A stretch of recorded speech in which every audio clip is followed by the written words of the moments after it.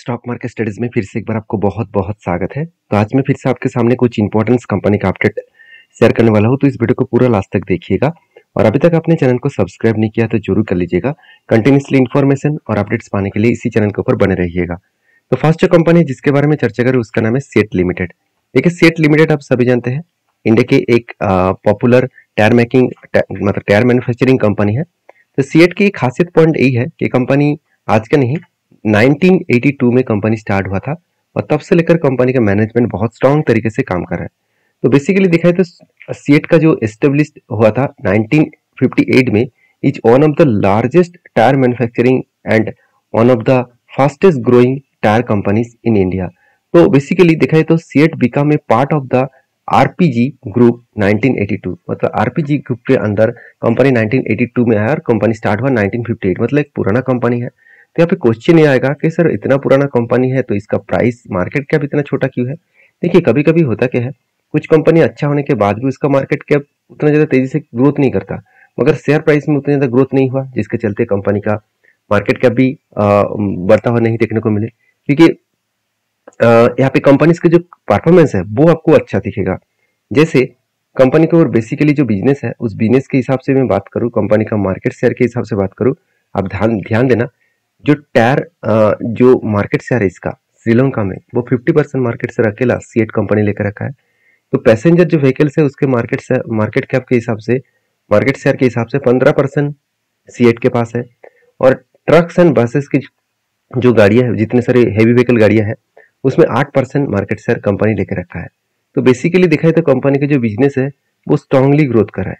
तो strongly growth करने के बाद कंपनी के अपकमिंग टाइम्स में और भी ज्यादा ग्रोथ होने का चांसेस है। कंपनी ऑटो इंडस्ट्रीज के ऊपर 91% बिजनेस कर रहा है, साथ ही साथ ट्यूब्स एंड अदर्स प्रोडक्ट के ऊपर 6%, और बाकी देखिए गवर्नमेंट जो ग्रांट्स है उसके ऊपर 1% के आसपास, और सेल्स एंड स्क्रैप के ऊपर मतलब जो स्क्रैप सेल किया जाता है उसके ऊपर 0.54% के आसपास। तो बेसिकली कंपनी इंडिया में बिजनेस कर रहा है 82% और रेस्ट ऑफ वर्ल्ड में 18%। तो कंपनी के ऊपर सबसे जो मुझे बेस्ट पॉइंट लगा वो आप देख सकते हैं ट्रक्स एंड बसेस के ऊपर सब कंपनी 31% का बिजनेस कर रहा है, और 2 एंड 3 व्हीलर्स के ऊपर 28% का बिजनेस हो रहा है।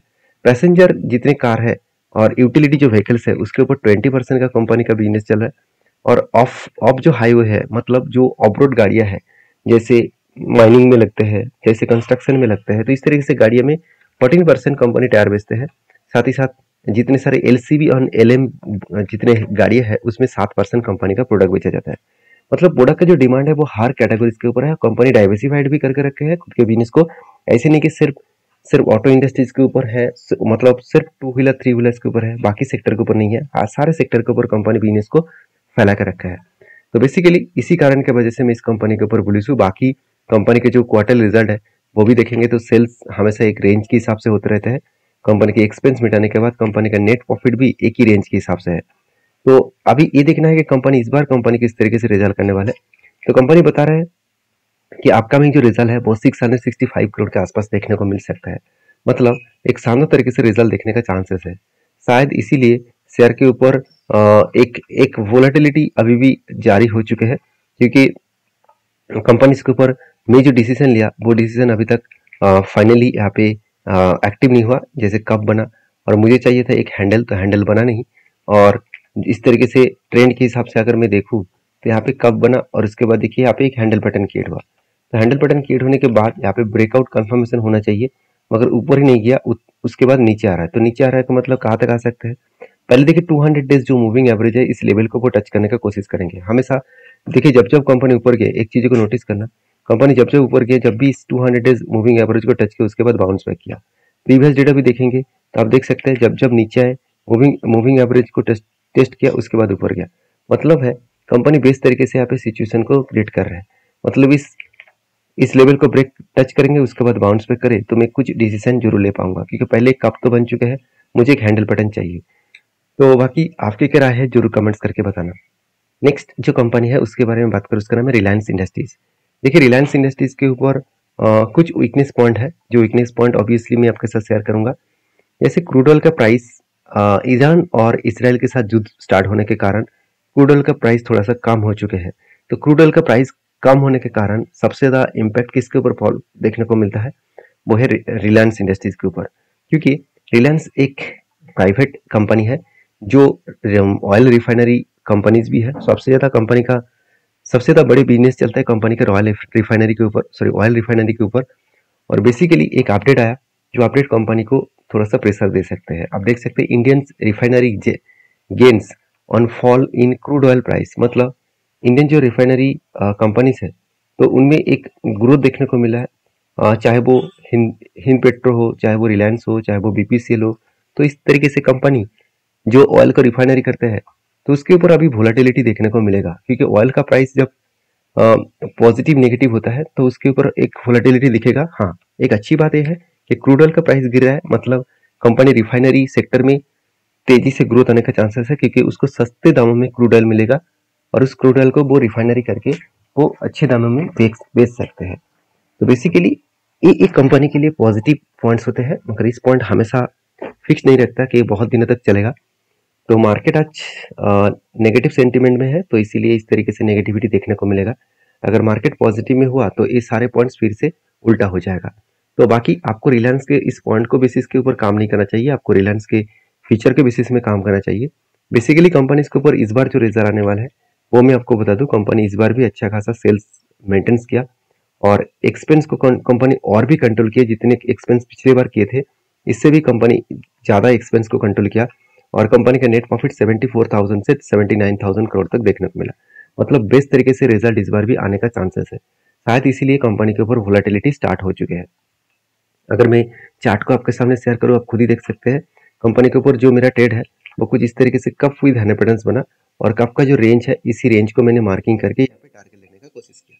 तो टारगेट अभी मुझे नहीं मिला, अभी तक नहीं मिला, तो मुझे लग रहा है इजीली वो टारगेट अचीव कर सकते हैं, क्योंकि देखिए कंपनी लंबा जर्नी होने के बाद यहाँ पे होल्ड किया, फिर से एक बार इस तरीके से हायर हाई बनते बनते वो आगे बढ़ रहा है। तो इसका मतलब थोड़ा सा टाइम लगेगा, इस लेवल को ब्रेक करना चाहिए, उसके बाद कुछ डिसीजन बनेगा।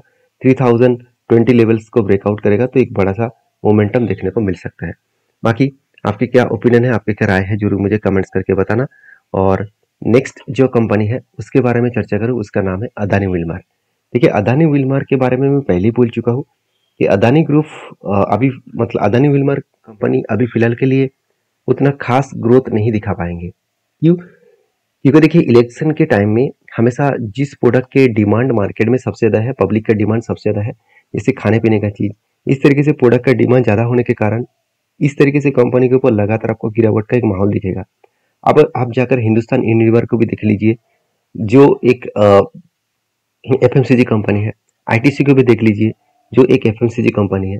तो उसी तरीके से अदानी विलमार भी एक एडिबल ऑयल मैन्युफैक्चरिंग कंपनी है, तो वो भी देखा जाए तो बेसिकली एक एफएमसीजी के अंदर ही इसका नाम देखने को मिल जाता है।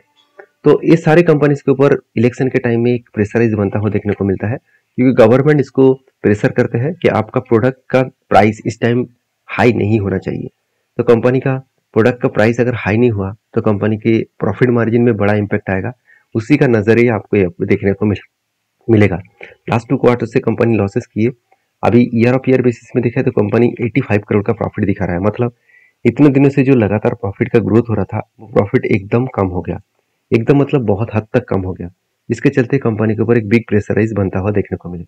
फिर भी मैं इस कंपनी के ऊपर कंटिन्यू इसीलिए कर रहा हूँ क्योंकि कंपनी के बाकी जो पॉइंट्स है मुझे बेस्ट लगा।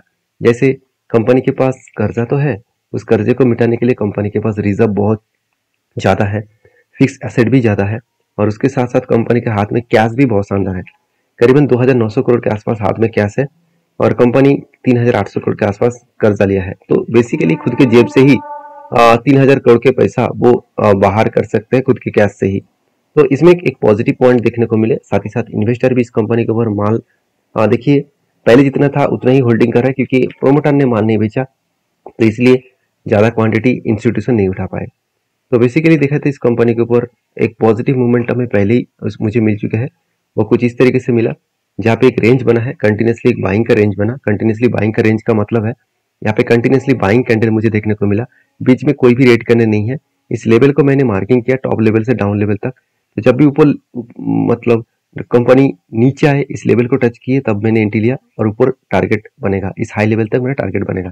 तो फाइनली यहाँ पे रेंज बना और फाइनली यहाँ पे एंट्री हुआ। एंट्री होने के बाद मैं इंतजार कर रहा हूँ इस हाई लेवल तक टारगेट पाने के लिए। तो मैं ये जरूर कहूँगा थोड़ा सा टाइम लगेगा, क्योंकि इतना आसानी से वो टारगेट नहीं दे पाएंगे। जब तक रिजल्ट इलेक्शन का रिजल्ट ना आ जाए तब तक मार्केट में उतना ज़्यादा वोलेटिलिटी आपको नहीं दिखेगा, मत सॉरी उतना ज़्यादा ग्रोथ आपको नहीं दिखेगा। बाकी आपकी क्या राय है इस कंपनी के ऊपर जरूर कमेंट्स करके बताना। नेक्स्ट जो कंपनी है उसके बारे में चर्चा करूँ, उसका नाम है भारत बिजली लिमिटेड। तो भारत बिजली लिमिटेड जो एक 3,600-700 करोड़ का कंपनी है, और बेसिकली देखा जाए तो कंपनी स्प्लिट के मतलब स्प्लिट देने वाला है, हर एक के बदले कंपनी 2 शेयर देने वाला है। तो जो लोग स्प्लिट पाना चाहते हैं तो इस कंपनी के ऊपर एक बार रिसर्च करिए, उसके बाद काम करिए। और ये सारे videos as a education purpose में था, मैं कोई आपको बाय सेल का रिकमेंडेशन नहीं कर रहा हूँ, क्योंकि मैं कोई सेबी रजिस्टर्ड पर्सन नहीं हूँ। अगर आपको काम करना है तो आपके जो एडवाइजर है उसके साथ बातचीत करिए, और आप खुद के रिस्क के हिसाब से आप जरूर काम कर सकते हैं। तो मिलते हैं नेक्स्ट वीडियो में, तब तक के लिए धन्यवाद।